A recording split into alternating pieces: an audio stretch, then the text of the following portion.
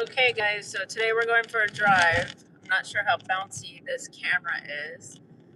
This is kind of like a test drive here, so we're trying to test out a new camera holder in the car. Now I have tried several different ones and I can never find one that seems to work well for my car. I've tried some that hang off the rear view mirror. I've tried some that go on the dashboard.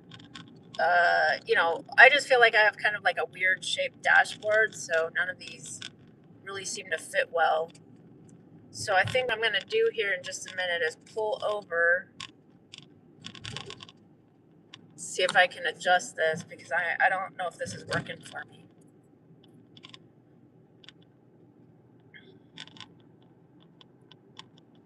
Also, I'm not quite sure about the sound quality. Okay, so I can't pull over into the bicycle lane, so I'm going to turn around here real quick.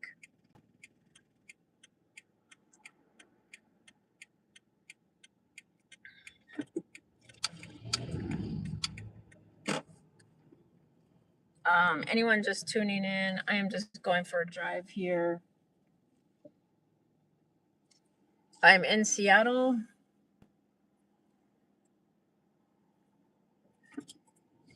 All right, let's just pull over here. This is a designated parking zone. And I'm going to try to adjust this. So basically what I was saying is that in my experience, I can never find a good phone holder for my car for when I'm driving. And I've tried several. This one just seems to maybe be pointing down at the dashboard. But, anytime I try to get a new one, I feel like my dashboard is like all curvy. So I can't really like attach anything to the dashboard. And if I've seen the one that it attaches to the glass. So, like I said, we're just trying this out today. I'm just going for a drive through Seattle, see how this works.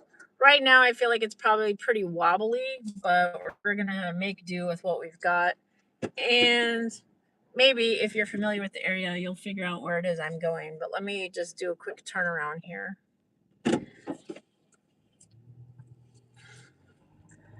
This gives you an idea of kind of what the neighborhoods look like here in Seattle. Obviously, there's plenty of nice homes here.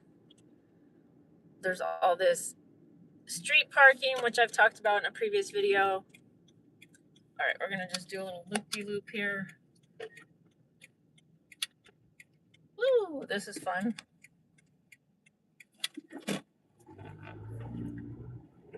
All right, here we go. We're back on the road. Let's see if we can try this again.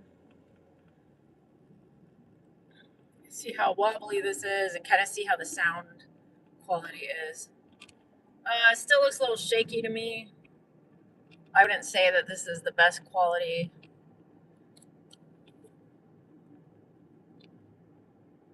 So, of course, I'm taking recommendations for if anyone does happen to have a really good phone holder for their dash. So I have an iPhone. One thing I've noticed is they have the holders where the clips that go on the side of the phone to hold it in place are also where the buttons are for like the volume and to turn your phone on and off. And so it's hard to find one that has a holder that doesn't press on those buttons on the side of the phone. I've seen the ones that have like the magnet that sticks to the back of the phone. All right, so like I said, we're just going for a drive today. Thanks for joining me. Hope you enjoy the view for my little test drive here. Right now, there's not that much to see. We're just kind of driving through a neighborhood. This is like a typical neighborhood in Seattle. And like I said, there's all this street parking. People park on the street all the time. So if you've watched any of my videos about stealth camping, you can see there's always plenty of street parking to just park wherever you want if you're going to just sleep on the side of the road.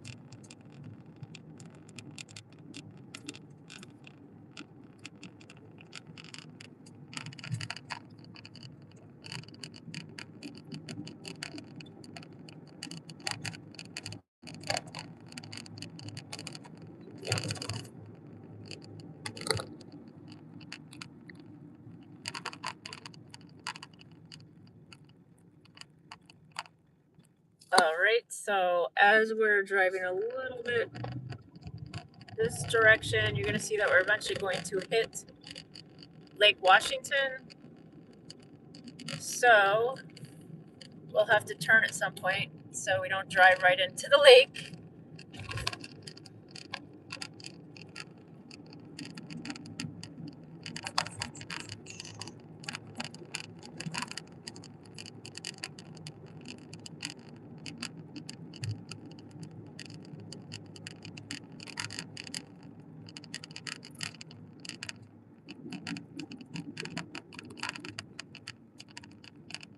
And at the corner here is a place called Both Ways Cafe. I've never been there.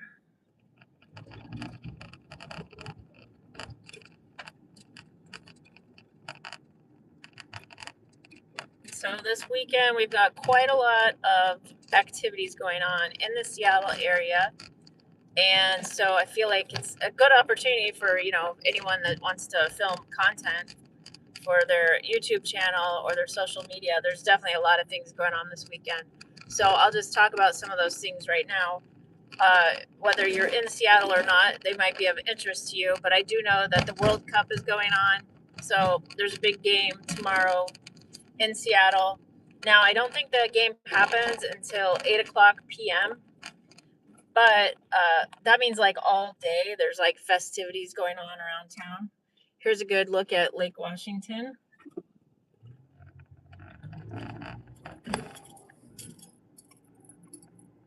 So what you've got, from what my understanding is, there's the whole like Seattle waterfront. I guess there's like a lot of activities going on there. The people just kind of like hang out all day long waiting for the game.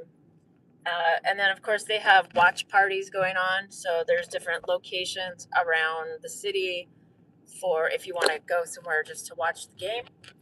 I have been told that one of the cheapest prices you can find to get into the game is over $1,000 for a ticket. So obviously, it's very expensive to go see the World Cup.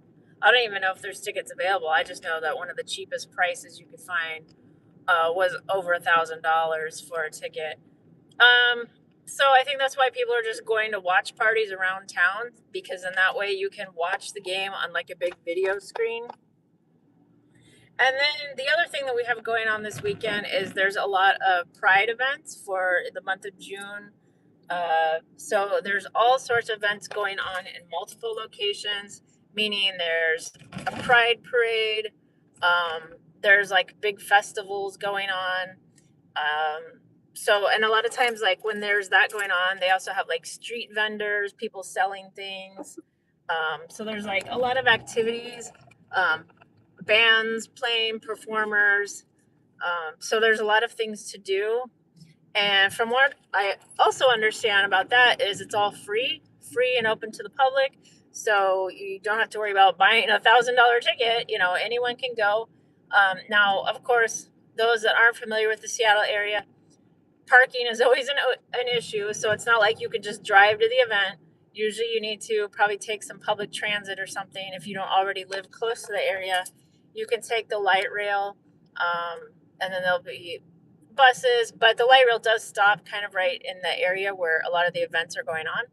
And so that's a good idea to take public transit, and then, walk to different events going on. So that's something for anyone that is interested in the area. And when I say it's going on in multiple locations, okay, so like there's this one big main area, like a big festival going on in Capitol Hill. That's an area of Seattle. But then I think there's also things going on at the Seattle Center, which is where the Space Needle is. And if I'm not mistaken, I think there's also some stuff going on at the Seattle waterfront. And when I refer to the waterfront, I'm talking about where you usually see they have like a big Ferris wheel that's right along the water. And so that's what I'm referring to when I say the Seattle waterfront.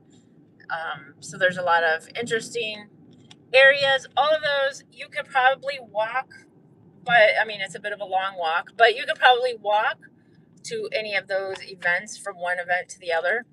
So That was just something to say, keep in mind. Now, this little drive I've been going on here, kind of just driving along, and you're just probably looking at the road. But off to the right hand side here is the lake. And I probably should have tried to turn the camera so you could see the lake better than just staring at the road. But I'm trying not to fiddle with the camera while I'm driving because that's not safe.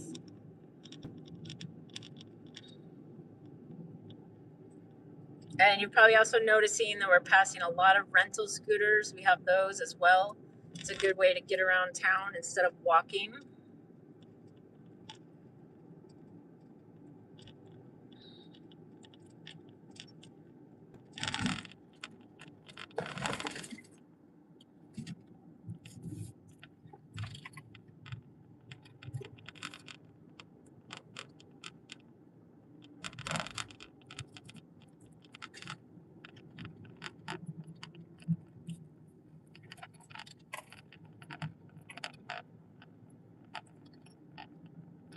And I do enjoy this drive because there's lots of green trees and everything.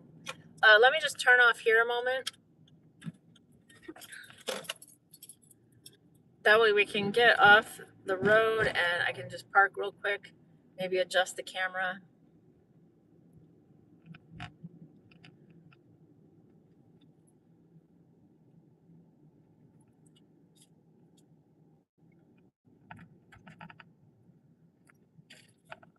All right, if you'd like to see where I'm at, you can see here's the water.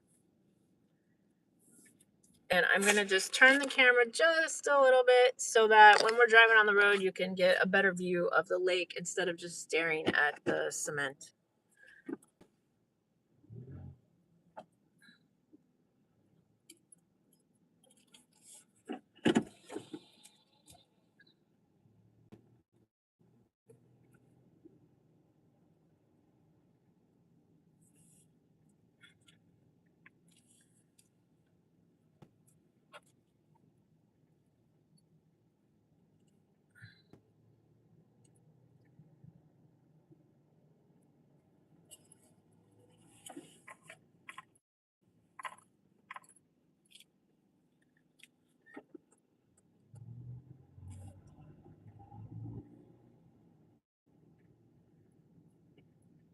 Oop.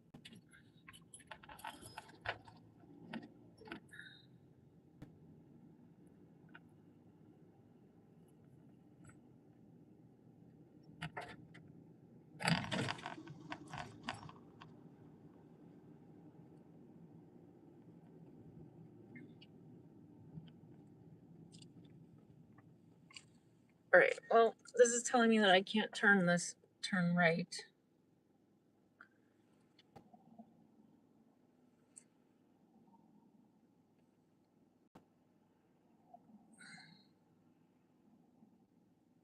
So earlier I was driving and it was one of those stoplights where it said no turn on red. And I had turned and I didn't realize that it said that until after I was kind of like mid turn. So it's like, wasn't like I could like back up and undo the turn. So I was like, oh no, like that's terrible. Like, because I don't know if there was photo radar or anything there on that corner. And I totally didn't even see the sign. I always pay attention to signs like that, but it was like I noticed the sign kind of like right as I was making the turn. So I don't know if in the mail on that because that was totally my bad.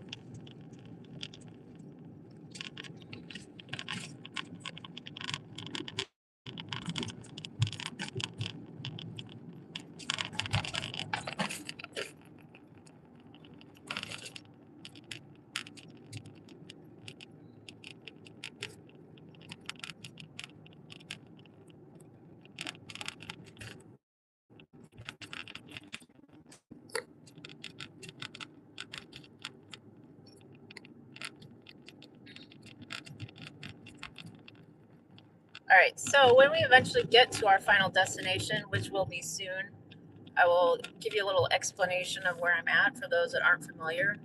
I am noticing this whole street we've been driving on has these no parking signs. Uh, So we came back from a neighborhood where you could park anywhere you want, and then now these have all sorts of no parking signs. I'm not sure why. Maybe there's an event. Maybe it's because some of the events that I are going on this weekend, so they've got to close down the whole street.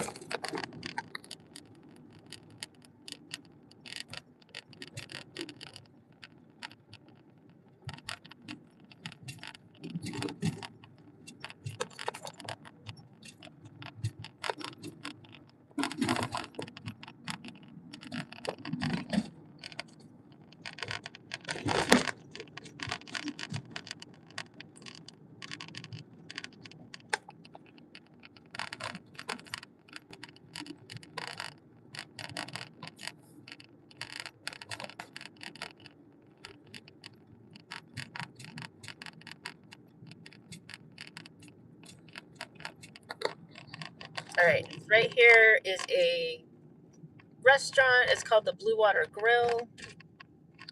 And let me see if I can see this other. There used to be another restaurant right here. Looks like it's shut down. So it used to be that sometimes, because I used to work over here, so it used to be there would be times where I would come out here, and where there was that one restaurant, there was a patio, like a patio cafe area where people would sit and have their lunch. There was a time where I would walk by there and I saw Bill Gates was sitting on the patio having his lunch there.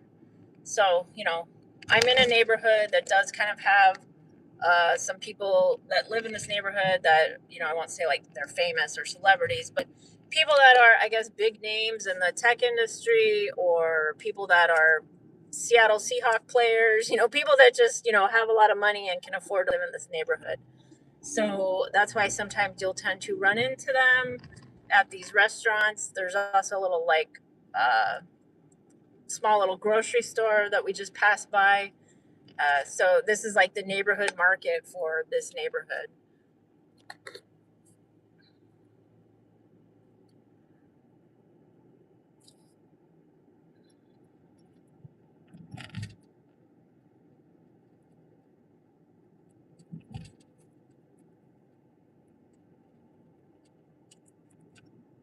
And I'm starting to notice just a little bit of raindrops on the windshield here.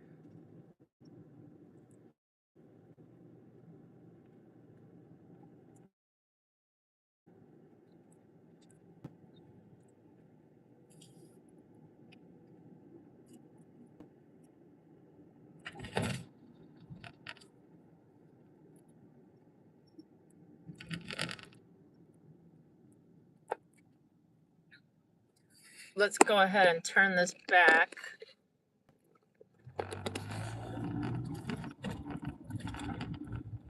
Because destination.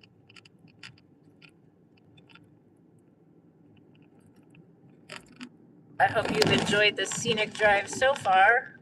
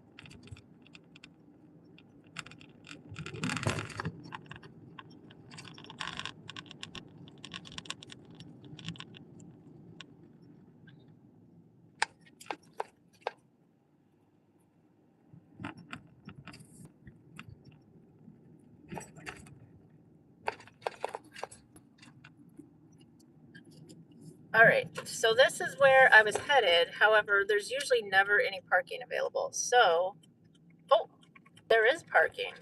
Well, that's shocking. Every time I've been here, there's never been a single parking spot available.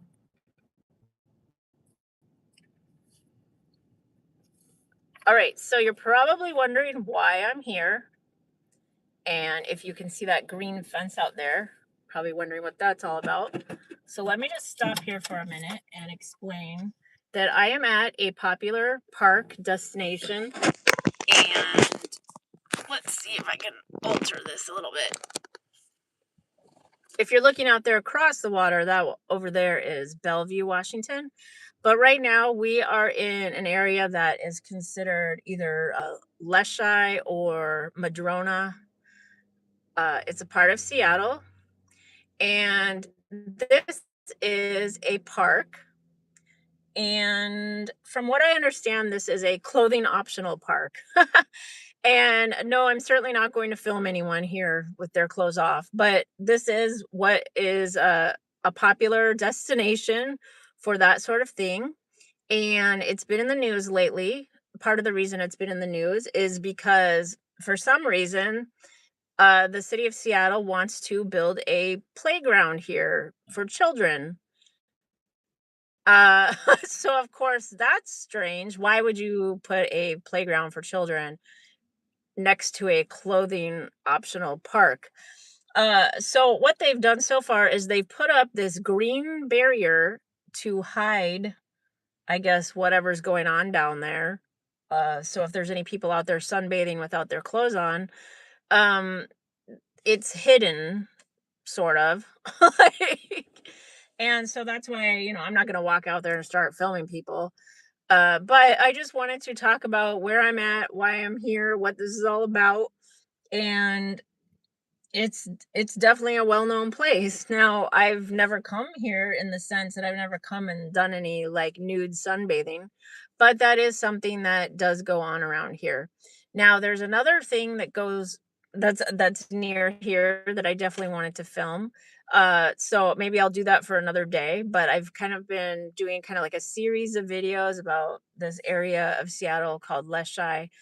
So it's obviously a very nice area of town, very high end, multi-million dollar homes. I think there's even like a private school here, which probably is very expensive to attend.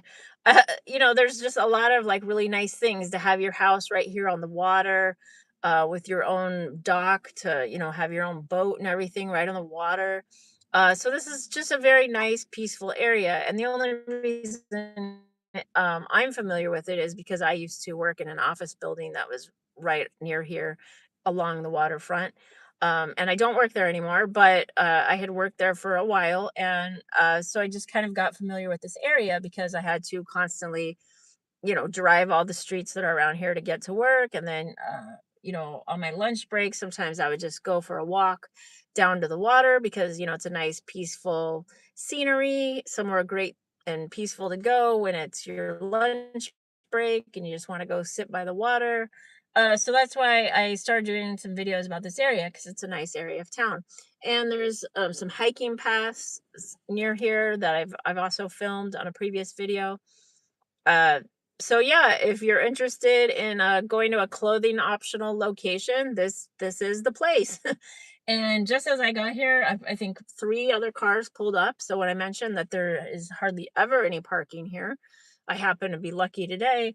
But now it's almost like the parking lot's starting to fill up. So maybe this is like the time of day when everyone comes. I'm not real sure. So I just want to probably end the video here, and I'll be doing more videos in the future. So thank you for watching today. I really hope you enjoyed.